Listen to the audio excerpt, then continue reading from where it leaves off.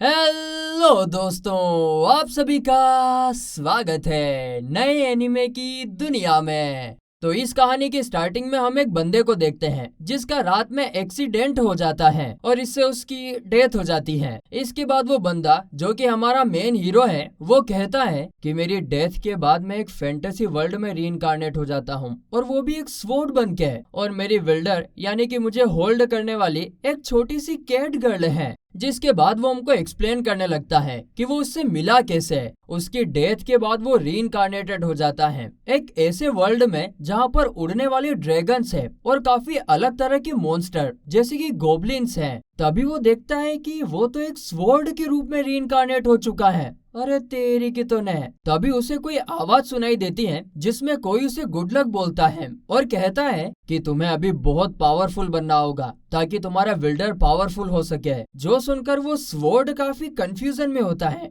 कि भाई साहब ये किसकी आवाज थी और उसने मुझे ऐसा क्यों बोला कि मैं पावरफुल बनूं ताकि मेरे विल्डर को मेरे से ताकत मिल सके। जिसके बाद वो अड़ंग बड़ंग बातें सोचने लगता है कि वैसे जब भी कोई कैरेक्टर किसी दूसरे फैंटेसी वर्ल्ड में रीइंकार्नेट होता है तब उसे कोई ना कोई पावर्स तो मिलती है, तो शायद फिर तो मुझे भी नई एबिलिटीज मिली होगी। जिसके बाद वो अपनी एबिलिटीज को चेक करने लगता है, लेकिन जब वो अपनी एबिलिटीज को चेक करता है तब उसका कोई भी नाम नहीं होता है और उसका कोई विल्डर उसको कोई होल्ड करने वाला भी नहीं होता है। हाँ, लेकिन उसका एक टाइप होता है जो कि है इंटेलिजेंस वेपन। तो वहीं हम देखते हैं कि उसकी तो सारी स्किल्स ही बहुत ही ज्यादा पावरफुल थी, जो देखकर वो बहुत ही ज्यादा एक्साइटेड हो जाता है। वो सोचने लग जाता, अरे यार मैं तो सबसे ज्यादा पावरफुल स्वॉर्ड हूँ और अगर मैं अपने अपीयरेंस को देखूं तो मैं एक लेजेंडरी वेपन की तरह लगने लगा हूँ। लेकिन तभी अचानक से उसके पास गोबलिन्स आ जाते हैं और वो गोबलिन उसको उस जगह से निकालने की कोशिश करते हैं।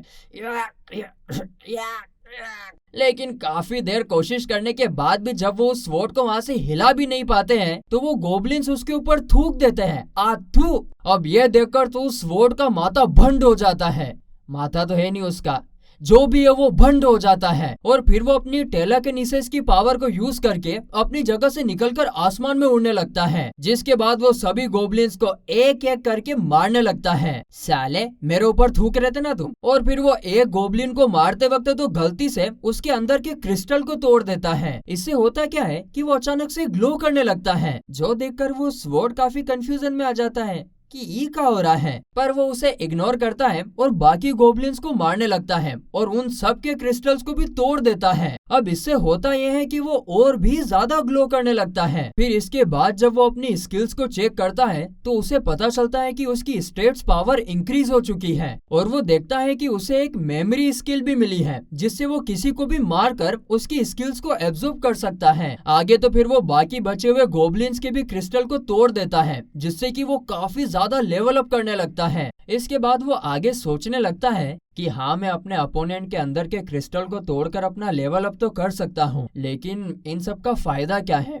वैसे भी मैं काफी ज्यादा अकेला हूँ और इसीलिए अब मेरा गोल ये है कि मैं काफी सारी न्यू स्किल्स को कलेक्ट करूँ ताकि मैं मेरे फ्यूचर बिल्डर के लिए काफी स्ट्रोंग बन सकूँ। और फिर ये सीन यहीं पर कट होता है। तो वहीं दूसरी तरफ हम कैट गर्ल की लाइफ को देखते हैं जो कि बहुत ही ज्यादा बुरी चल रही थी क्योंकि वो ह्यूमंस की नौकर बन के रह रही थी। इसके बाद हम अगले दिन का सीन देखते हैं जहाँ पर वो स्वॉर्ड अपनी टेलीकिनेसिस पावर का यूज करके हवा में उड़ रही थी, लेकिन तभी वो एक मैजिकल प्लांट से टकरा जाती है और वो प्लांट उसको पकड़ लेता है और इसके बाद वो प्लांट उसकी पावर को एब्जॉर्ब करने लगता है। लेकिन उसकी इस पावर को देखकर स्वॉर्ड काफी इम्प्रेस होता है और उससे फाइट करके उसके क्रिस्टल को तोड़कर उसकी पावर को ले लेता है और फिर वो और आगे जाकर और भी अलग अलग तरह के मॉन्स्टर्स को मारकर उनकी स्किल्स को लेता जाता है और अपना लेवल अप करता रहता है। जिसके बाद इवनिंग में हम देखते हैं कि स्वॉर्ड को गोबलिन का ठिकाना मिल जाता है। भाई साहब शेर के मुंह खून लग गया है, दिखे ये तो पकड़ पकड़ के मार रहा है सबको। उस ठिकाने पर वो अंदर जाके सभी गोबलिन्स को घड़ाघड़ मारने लगता है और फिर वो अपनी इनविजिबल पावर का यूज करके और भी अंदर जाता है जहाँ पर वो गोबलिन के किंग को ही मार देता है। अरे स्वॉर्ड महाराज थोड़ा शांत हो जाओ तुम,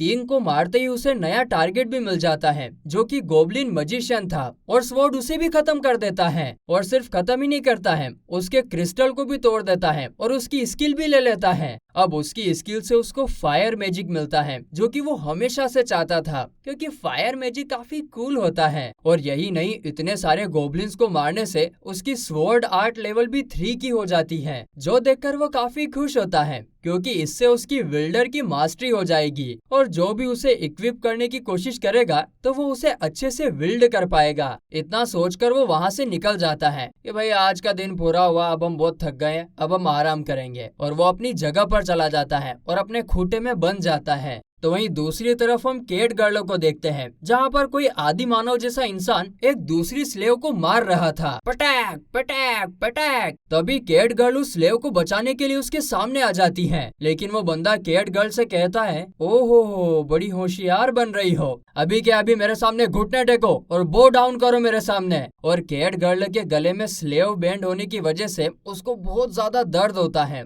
और उसको बो डाउन करना पड़ता है। तो फिर वहीं अगले दिन हम देखते हैं कि पिछले दिन की गुस्ताखी की वजह से वो बंदा केट गर्ल से काफी रूडली बात कर रहा था और उससे काफी बुरी तरीके से बर्ताव कर रहा था, जिससे केट गर्ल को काफी ज्यादा गुस्सा आ जाता है और वो उस पर हमला करने के लिए चली जाती है। लेकिन वो बंदा उसे फिर से ऑर्डर देता है, जिससे केट गर्ल को वापस से बैंड की वजह से बहुत दर्द होने लगता है। इसके बाद वो लोग कहीं और जगह पर जा रहे थे, जहाँ पर केट गर्ल भी दूसरे स्लेव के साथ बैठी थी, और वहाँ पर बैठे बैठे केट गर्ल सोचती है कि मुझे स्ट्रॉन्ग बनना होगा ताकि मैं खुद को और बाकी लोगों को फ्री कर सकूं। तभी सीन शिफ्ट होता है और इस तरफ हम वापस से स्वॉर्ड को देखते हैं, जो कि एक बड़े से खतरनाक ड्रैगन से फाइट करके उसे हरा देता है। एक तरफ तो वो लड़की है, काफी कमजोर और स्लेव बनी हुई है, उसको आतंक झेलना पड़ रहा है न। वही दूसरी तरफ ये स्वॉर्ड, इसने तो आतंक मचा रखा है, सारे मॉन्स्टर्स की नाक में दम कर रखा है। और फिर स्वॉर्ड हमें कहानी सुनाना जारी रखता है कि मैं इसी तरीके से हर एक एरिया में पावरफुल मॉन्स्टर से फाइट करता रहा, जिससे मुझे काफी ज्यादा स्किल्स मिली और मेरा लेवल अप होता रहा। इसके बाद मुझे काफी खतरनाक डोपल स्नेक नाम के मॉन्स्टर से फाइट करके मुझे एक डोपल गैंगर नाम की स्किल भी मिल जाती है, लेकिन वो वाली स्किल उसके लिए काफी वीक और यूजलेस थी, इसलिए वो उसे यूज ना करने का डिसाइड करता है। और अब हम देखते हैं कि इतने सारे मॉन्स्टर से फाइट करने से उसका इवोल्यूशन हो जाता है और अब यहाँ के सभी स्ट्रॉन्ग अपोनेंट खत्म हो चुके थे, इसलिए अब वो स्वॉर्ड एरिया 5 में जाने का डिसाइड करता है। फिर आगे वो अपनी टेलीकिनेसिस पावर का यूज करके हवा में उड़ते हुए जा रहा था। चले जैसे हवाएं सनन सनन, उड़े जैसे परिंदे गगन गगन। लेकिन लगातार बहुत देर से उड़ने की वजह से वो थक जाता है और बोर भी हो जाता है, इसलिए वो जमीन पर थोड़ा रेस्ट करने के लिए रुक जाता है। थोड़ी देर अच्छा खासा रेस्ट करने के बाद जब वो वहाँ से निकलने की सोचता है तो वो वहाँ से निकल ही नहीं पा रहा था। वो अपनी स्किल्स का भी यूज करता है, लेकिन वो जमीन उसकी पावर को एब्जॉर्ब कर लेती है और उसको निकलने ही नहीं देती है। और ऐसे उसे वहाँ पर फंसे हुए 1 घंटा होता है, 1 दिन होता है, कई सारे दिन बीत जाते हैं, लेकिन कोई उसे बचाने ही नहीं आता है और वो खुद भी नहीं निकल पाता है। पहले के दिन में तो वो ये सोच रहा था कि मुझे कोई एक बहुत ही ब्यूटीफुल लड़की यहाँ से रेस्क्यू करेगी, लेकिन जैसे जैसे दिन बीतते जाते हैं और उसे कोई बचाने ही नहीं आता है तो वो कहता है, अरे यार ये कहाँ फंस गया यार, उसे तो कोई मॉन्स्टर या गोब्लिन ही यहाँ से निकाल ले, बस निकाल ले। और फिर बहुत टाइम होने के बाद वो स्वॉर्ड भी रोने लगता है और कहता है कि आखिर क्या फायदा हुआ इतनी मेहनत का, आखिर में तो मैं बस एक रस्ट लगी हुई स्वॉर्ड बनकर ही रह जाऊंगा। तभी उसी जगह से केट गर्ल और उसका ग्रुप भी जा रहा था और उनके पीछे एक खतरनाक भयानक मॉन्स्टर लगा हुआ था। वो सभी लोग अपनी जान बचाने के लिए भाग रहे थे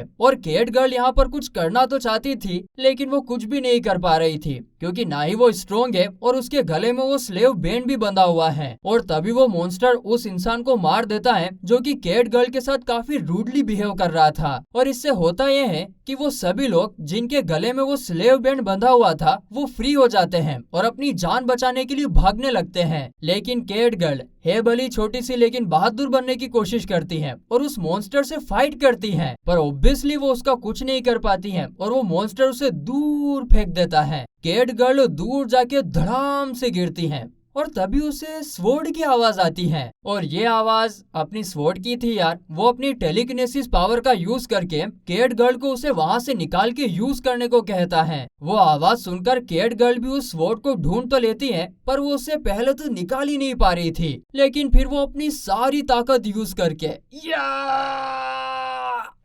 उस स्वॉर्ड को वहाँ से निकाल लेती है, जिसके बाद स्वॉर्ड फटाफट अपनी सारी पावर कैट गर्ल को देने लगता है और कहता है थैंक यू सो मच, तुमने मुझे यहाँ से बाहर निकाल दिया। आज से तुम ही मेरी विल्डर हो और तुम मेरी सारी ताकत का यूज करो। जिसके बाद कैट गर्ल और स्वॉर्ड एक साथ मिल जाते हैं और अपनी पावर का यूज करके उस मॉन्स्टर को हरा देते हैं।